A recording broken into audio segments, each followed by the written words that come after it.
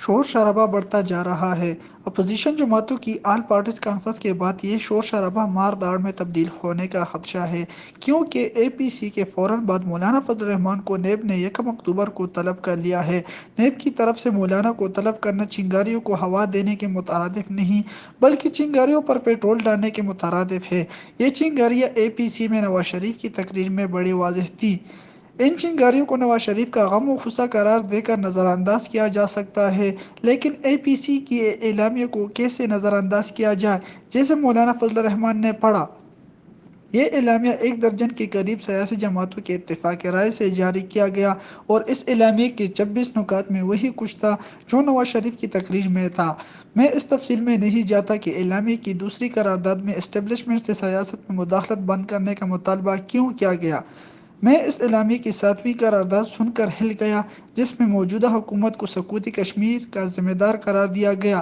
14ویں قرارداد میں مطالبہ کیا گیا کہ گلگت بلتستان میں مقررہ وقت پر صاف و شفاف اور بغیر مداخلت کے انتخابات کرائے جائیں، اور انتخابات میں کوئی مداخلت اس لیے نہ ہو کہ کوئی بھی انتخابات کی شفافیت پر اعتراض نہ کر سکے۔ اجلاس نے یہ مطالبہ بھی کیا کہ قبائلی علاقہ جات کو نو گو ایریاز بنانے کا سلسلہ بند کیا جائے، لاپتہ افراد کو عدالتوں میں پیش کرنے اور ٹروتھ کمیشن بنانے کا مطالبہ بھی کیا گیا۔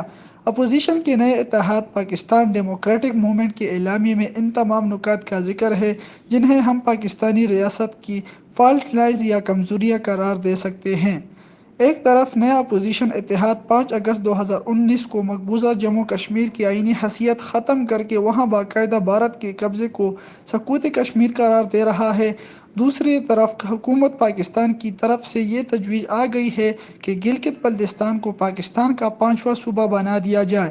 میری عاجزانہ رائے یہ ہے کہ اس حساس معاملے پر کچھ حکومتی شخصیات نے غیر محتاط بیانات دے کر صرف مقبوضہ کشمیر نہیں بلکہ آزادی کشمیر کی سیاسی جماعتوں کو بھی تشویش میں مبتلا کر دیا ہے۔ مجھے اچھی طرح پتہ ہے کہ گلگت بلتستان کے لوگوں کی ایک بڑی اکثریت پاکستان سے بہت محبت کرتی ہے اور پاکستان میں شامل ہو کر وہ حقوق حاصل کرنا چاہتی ہے جو 1973 کے آئین میں موجود ہے، لیکن اسی آئین کی دفعہ 257 میں ریاست جموں کشمیر کا ذکر ہے اور اس ریاست میں گلگت بلتستان بھی شامل ہے۔ مسئلہ کشمیر کو حل کیے بغیر گلگت بلتستان کو پاکستان کا 5واں صوبہ بنانے کا مطلب مسئلہ کشمیر پر اقوام متحدہ کی قراردادوں کی خلاف ورزی ہوگی۔ بھارت نے 5 اگست 2019 کو اقوام متحدہ کی قراردادوں کی خلاف ورزی کی، لیکن کیا پاکستان بھی بلا سوچے سمجھے بھارت کے راستے پر چلے گا؟ پاکستان کو گلگت بلتستان کے عوام کو ضرور مطمئن کرنا چاہیے، لیکن ایسے نہیں کہ مقبوضہ کشمیر اور آزاد کشمیر میں حکومت پاکستان کے خلاف بے چینی پھیل جائے۔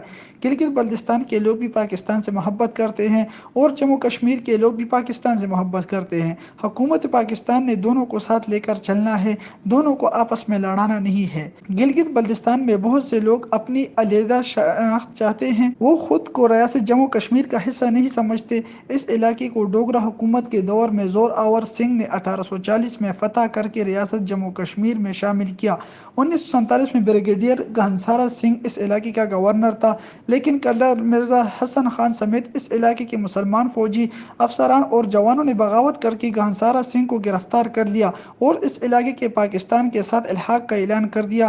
پاکستان کی سیاسی قیادت نے محتاط رویہ اختیار کیا اور 16 جنوری 1948 کو اقوام متحدہ کی سیکورٹی کونسل میں وزیر خارجہ ظفر اللہ خان نے کہا کہ گلگت بلتستان دراصل ریاست جموں کشمیر کا حصہ ہے۔ 1947 سے پہلے اور بعد میں ریاست جموں کشمیر کی اسمبلی میں اس علاقے کی نمائندگی موجود تھی، لیکن 1947 کے بعد اس علاقے کی تعمیر و ترقی پر زیادہ توجہ نہ دی گئی۔ 1951 میں کشمیری رہنما چودھری غلام عباس نے گلگت بلتستان کا دورہ کیا اور یہاں مسلم کانفرنس کی تنظیم بنائی، لیکن پاکستان کی بیوروکریسی نے کشمیری قیادت کو یہاں قدم نہیں جمانے دیے۔ مسلم کانفرنس کے مقامی رہنما محمد عالم کو اس دور میں گرفتار کر لیا گیا تو عوام نے حوالات کا دروازہ توڑ دیا، جس کے بعد یہاں آزادی اظہار کو محدود قرار دیا گیا۔ گلگت بلتستان کی آزادی کے ہیرو کرنل مرزا حسن خان کو راولپنڈی سازش کیس میں گرفتار کر لیا گیا۔ رہائی کے بعد انہوں نے گلگت لیگ قائم کی، لیکن 1958 کے مارشل لاء میں اس پر پابندی لگا دی گئی۔ آزاد کشمیر کے سابق صدر کے ایچ خورشید گلگت میں پیدا ہوئے تھے۔ انہوں نے اس علاقے کے حقوق کے لیے یہاں آ کر آواز بلند کرنے کی کوشش کی لیکن کامیاب نہ ہو سکے۔ جموں کشمیر لبریشن فرنٹ کے رہنما مقبول بٹ اور امان اللہ خان 1970 میں بار بار گلگت آئے، انہیں گرفتار کر لیا گیا۔